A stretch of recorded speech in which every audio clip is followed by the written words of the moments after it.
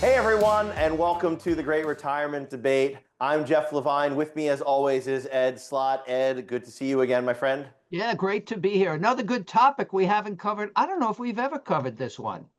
All right, now you got me curious. What are we covering today? NUA, net unrealized appreciation in employer securities. Is it worth it? Now, before we get into that, we'll explain what it is. But this is one of those things that sometimes we explain at programs, and still today, this has been around. This just didn't develop over the last few years. And still at programs, people don't even know it exists. A lot of consumers don't know it exists, and advisors are shocked to learn about it. And they're also shocked. We had one case with one of our elite advisors that saved a client, I forget what number, $200,000-300,000 of actual tax money because he picked up. This was Andy picked up for one of our advisors that the NUA tax break applies at death to the inheritor. You That's don't right. usually see that, and they were going to pay the full, and I know you picked up when you were doing tax returns here. I know you had a client that you picked up and you saw they were selling stocks of the same company. You were doing their tax return. Do you remember that? And whatever Yes, the I company do. I was, remember that. the I remember that sale. return. Yeah, that's weird how you could remember a single return from probably like 15 years ago, but yeah. Yeah, but you picked up, and that was a key thing. You picked up, you say, wait a minute, didn't you used to work for this company? And that's hmm where it all evolved. So give us an overview of the NUA tax break. We call it net unrealized appreciation in employer securities. Yep, and I would start by saying sometimes you will hear this and it makes me cringe a little bit, so sorry for those who do it, but sometimes people will call it NUA, which just I drives me don't like crazy, that. but if I don't like it either. But yeah, but if you've ever heard somebody say NUA, this is probably what they're talking about. NUA, yeah. Ah, I know. It's weird. I don't like it either. See, look at. I hope our editors are keeping both of our faces up while we're saying that. It's just weird. Yeah, yeah, like nails on a chalkboard. Anyway, so what is this net unrealized appreciation? Well, Ed, I have a question for you in response to that ask. And that is, if I were to give you a choice of would you like to pay taxes at ordinary income tax rates or at long-term capital gains rates whenever you take money out of your retirement account, what would you tell me? oh, I thought you were going to go a different way. Well, obviously the answer is the long-term capital gain rates. Of Uh, course, because at no point is the long-term capital gain rate higher. Or stated differently, at every income level, the long-term capital gain rate is significantly lower than the ordinary income tax bracket that you'd be in. It varies in some cases. For instance, if you're in the 22% tax bracket, you're at roughly a 15% long-term capital gain rate. So there's a 7 percentage point difference. But if you're in the 35% tax bracket, you might still also be in the 15% bracket for long-term capital gains, and you save 20%. It's like the rate is less than half. So at right. all levels, you can say long-term capital gains rates are better. But But in there's another general, question. There's another question. all right, hit me with the other question. Can you ever get long-term capital gain rates out of an IRA? Well, the answer to that question is no. But the answer to a corollary question, can you ever get long-term capital gains out of a Ah, 401k? good setup. Uh, yes, very nice. Nicely done. That was the alley-oop, Ed. You kind of lofted it nicely, and I'll look to finish the play here. So Don't they call that now dropping dime? dropping dimes. Oh, very good. Wow. Look You at like you. that, huh? You are hip. You're hipper than you look, Ed. I got to tell Yeah. you. Oh boy, I'm going to get in trouble for that one afterwards. Okay, so we're back on with our NUA discussion. What is it? It's an opportunity to get long-term capital gains rates for what is usually a portion of your 401k distribution. It doesn't apply to everyone. What it applies to is gain on employer securities that accrue inside your plan. So let's think about this. Let's say you work for company X, and over the time you work for company X, Is you that bought Twitter? yeah, that's right. Company X now actually exists. How about that? You're right. I have to use a new company in the Yeah, future. Company Z. Yeah, Company Z. We're gonna go with Company Z now. So Yeah. so Company Z, you bought, let's say over the years while you were working there, $200,000 worth of Company Z stock inside your Company Z 401k plan. But over the years, Company Z has done well, and now it's worth $1 million. Well, Ed, we ask a lot of questions of each other on this. I've got a really easy one for you here. If you started off with $200,000, that was the amount you purchased in the plan. In other words, what would be your cost basis if it was purchased with non-retirement account money? But $200,000 was purchased and $1 million is the current value. What is the difference between those two numbers, Ed? Hold on a second. Lucky my accountant, Uh-huh. $800,000. Congratulations. We'll let you keep your CPA for another year. That is correct. Ding, ding, ding. All right. So $800,000. That is literally net unrealized appreciation. That is what NUA is. It's the appreciation on that stock, in our example, Company Z stock, that occurred inside your Company Z 401k or other qualified plan. And if you make an NUA transaction, you do it, you follow certain rules, which Ed and I will talk about just in a moment, then when this distribution occurs, you'll pay ordinary income tax on the cost of those shares when you bought them. So in our example, it was the $200,000. That becomes ordinary income right away and can boost your income higher. But the trade-off of that is that the $800,000 of gain will be taxed at long-term capital gains rates automatically whenever you sell those shares. And that's true whether you sell them the next day or whether you sell them years down the road. So you can actually spread out your tax liability. And again, long-term capital gains receive favorable treatment. Let me stop you there. Just to go ahead, Ed. amplify that one point. That was an important point you made. Even if you sell it the next day, normally to get long-term capital gain rates, you have to wait more than a year on a stock. Not the case here. That's right. You can do it the next day. Now, for tax planning purposes, it often makes sense to spread out that liability and maybe sell some of that stock over time, but you have that luxury. And again, the key difference here is that normally, whenever that $800,000 came out of your retirement account, it would be taxed as ordinary income. The trade-off is, in exchange for paying ordinary income upfront on the cost, you get all the earnings at long-term capital gains rate. So naturally, Ed, the lower that cost, or said differently, the greater the appreciation you have on your employer stock, the more NUA, the more attractive the NUA tax break looks for you. Yeah, and that, I used to say when we were teaching this years ago, we used to use that same example, and I would say that's an extreme example. 200,000, now it's $1 million. It's not so extreme anymore. Not at all. Just last week, Ed, I looked at a scenario where the cost of where it was purchased over a number of years, over 2 or 3 decades worth of work, and they had kept track of each of those purchases. And the shares that were purchased early on over the first 10 or 15 years, the cost was about $125,000. And today, the value of those shares, some 30 years later, is over $3 million. So it was almost 30x of the cost. That's not only a candidate. That's a slam dunk, that one. Mm-hmm. So obviously, we said that this is a special tax break. Ed, we all know that the tax code is complicated. There are often, if you want a certain, if you want a benefit, you've often got to jump through a lot of hoops, and there are rules and such. So why don't you share with us what some of the rules for NUA, net unrealized appreciation, if you want the capital gains treatment on those earnings, how do you get it? What are the rules that you have to follow? Well, first of all, you want to see if you want to even do it, and that's very subjective. So there are some people with exactly the factors I would recommend, but the factors that you gave, 200,000 and $1 million, got all that appreciation. I would say that's a slam dunk too, to take it. But you have to pay taxes on the 200,000 upfront on the cost. Some people say, I don't want to do that.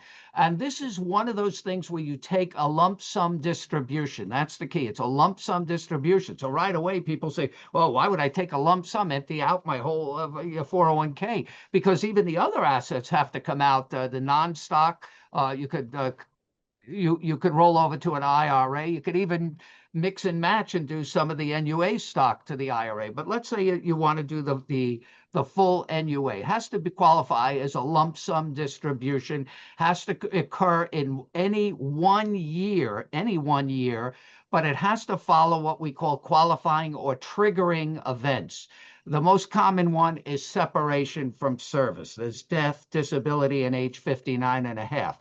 But most commonly, it's when you leave the company. But as I said early on, the death exception, you don't see much, but we caught one case like that where it carried over to the beneficiary. And the general rule is if the deceased, say 401k employee that has the NUA stock would have qualified had he lived, so does the beneficiary. Most people miss that. Or in the case I talked about where you picked it up on a tax return, I don't think the average accountant would have put two and two together and say, you may have an NUA situation. So you have to have a lump sum, but it has to follow one of these triggering events. All right, so we got a lump sum. It follows the triggering event. Anything else? Well, and then the decision is totally subjective. Like I said, you may be under 50 years old, and then you could have a situation where you have a 10% penalty. Now, in another one of the podcast episodes we did, I mentioned this may be the one time, because in general, I say the 10% penalty for an early distribution is a deal breaker for me. To pay a penalty just to get to your money, this may be the exception to the rule. If you could get a low basis, that lower amount, and there's high appreciation like you talked about, get it out and it costs you a 10% penalty. In that case, it might just pay. So you're paying the ordinary income tax all in one shot, plus if you're under 55. And notice I said age 55 because that's the age in a plan on separation from service. If you're separated from service at 55 or older, at 55 or older, you don't have to wait till 59 and a half. You can get out of the 10% penalty. So then it's really just a case of, do you want to pay tax on the cost? Do you want to use the full NUA or part of it? But if you qualify, you have the triggering event, the lump sum distribution has to occur all in 1 year. And it doesn't have to be the year after separation from service, any 1 year, but you can have partial distributions in between. It can get a little tricky. I wouldn't try this at home. I wouldn't try this without an advisor who is well versed in it, because you could really mess this up. Then what Agreed. happens is you pay the tax on the $200,000, and now you move the NUA stock in kind. You don't sell it in the plan. That's another trap. You move it as stock in kind to your taxable brokerage account. The other plan assets move, say, to an IRA generally. In other words, you're emptying out the plan. That's a lump sum distributions. So if I were to summarize those three steps, in order to get the tax treatment we talked about, to get the capital gains treatment on the gain of those shares, the three things you have to do are you have to take a lump sum distribution. So everything needs to come out of the plan, both the stock and the non-stock stuff, all in 1 calendar year. That needs to happen after one of those triggering events, which would be death in, hopefully not, but death would qualify, right? Or age 59 and a half, or separation of service. Those would be the three triggering events that apply to NUA. And then the last thing is, whenever we do this, whenever we move everything out of the plan in 1 calendar year after one of those triggering events, the shares that we want to use NUA, we want that tax break on, we move them in kind as shares into a taxable account. And then once you have it in the taxable account, it's no longer, you paid the tax on the cost, that 200,000 in your example. Anytime you sell those shares, and as you said, you could do it partially, that automatically, even if you sell it the next day, you get automatic long-term capital gain rates, which could be half as much as you would have eventually paid if you did an IRA rollover and pulled it all out of the IRA. And by the way, if you do the IRA rollover, you blow this deal completely.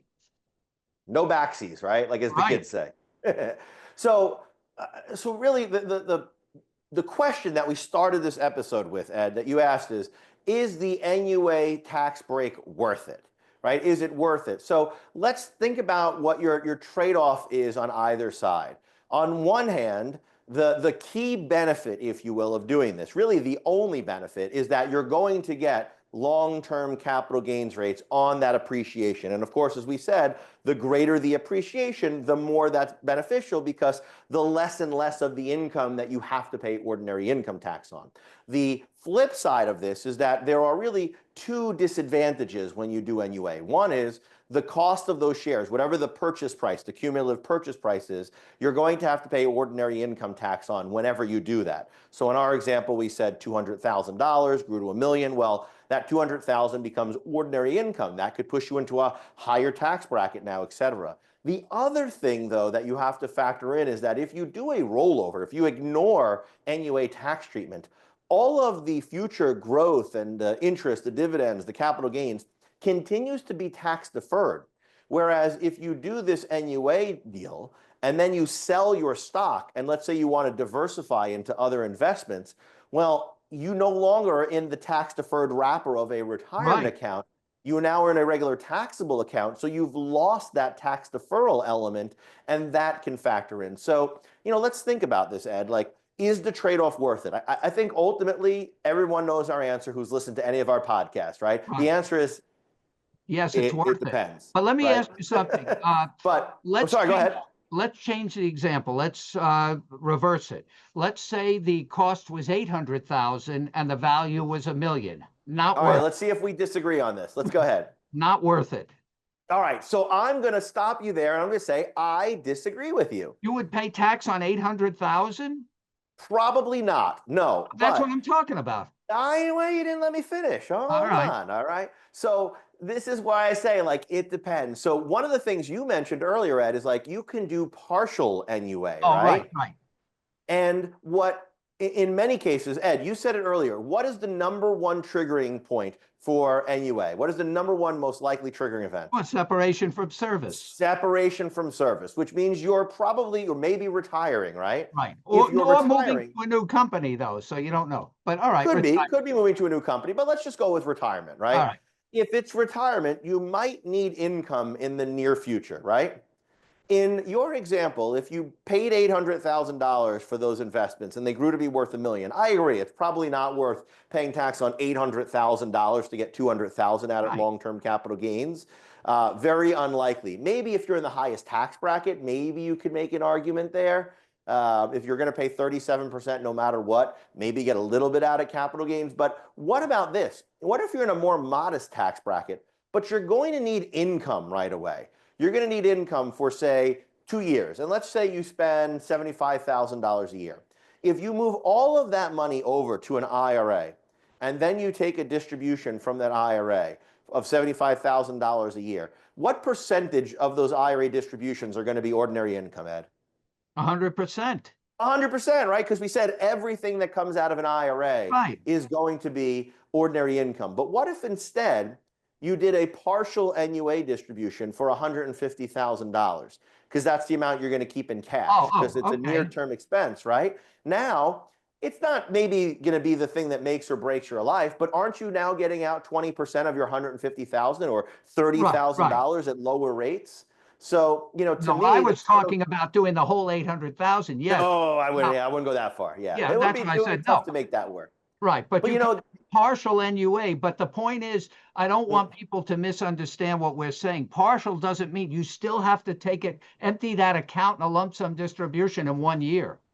Right, the 401k is still emptied. The difference is instead of moving all of your stock over to the taxable account, some of your stock moved there, and some of it maybe you sold in the plan and moved over as cash in a rollover to an IRA. That's what we mean by partial NUA. Yup. Right. Now, the other thing I think is worth going back is let's think about the bigger picture, the trade-off of making this. If you're losing tax deferral, the question then becomes, how important is that tax deferral to you in your investment philosophy, right? So let's say you're going to sell out of your company Z stock in our example, and you want to be more diversified, but you decide that diversification is going to come in the form of buying an S&P 500 index fund that you just sit on forever until you die.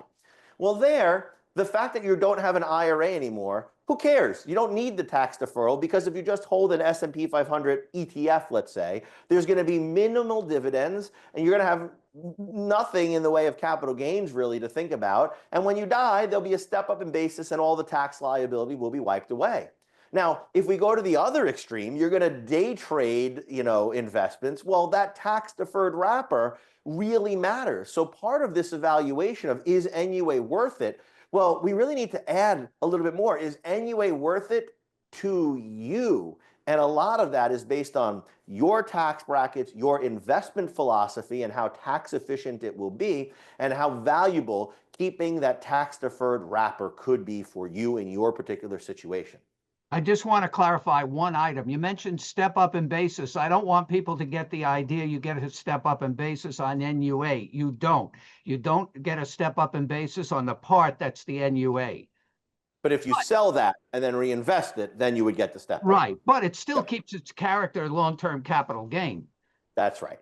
Yeah. That's true. Yep. Yeah. And actually, now a lot of people, they miss that. And in fairness, if they miss it, they're generally very happy that they missed it because they didn't realize. But the other thing people miss is high income individuals often pay the 3.8% surtax on NUA when they sell it, even though they're not supposed to. Oh, right. Because no one tells the CPA it was NUA. It's an exception to the 3.8% surtax rule. In fact, you have to go. I've had this on returns.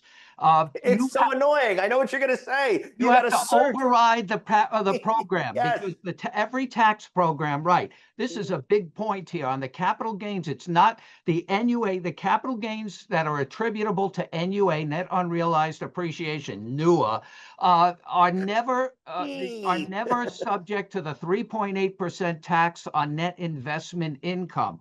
But nobody will tell you that. All you're going to see is a sale of stock on the brokerage account. You enter that capital gain into your tax program, it's going to push out the 3.8% tax. You have to go into the tax program, override it, and say not subject to the excluded from the 3.8%. I don't know of anybody really that's going to pick that up.